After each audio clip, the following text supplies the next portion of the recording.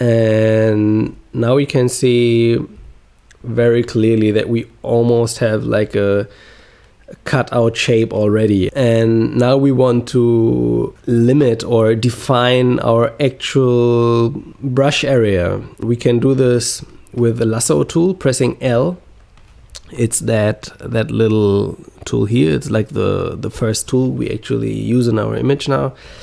And select a region that is like really like, I really don't want to define any region for you for whatever image you picked. I'm sure you have already like a stream of ideas for your picture.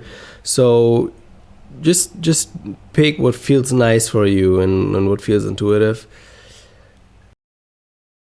It can be asymmetrical. It really doesn't matter.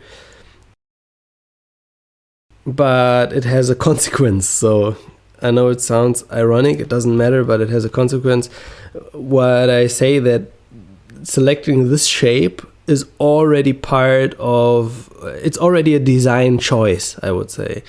So you already choose a specific style of the brush with that shape. So it would come out differently when I select a round brush. So what I do now is pressing Control J, and this part that I just selected with the lasso tool gets copied from the layer below. So when I make the layer below invisible, we can see our selection.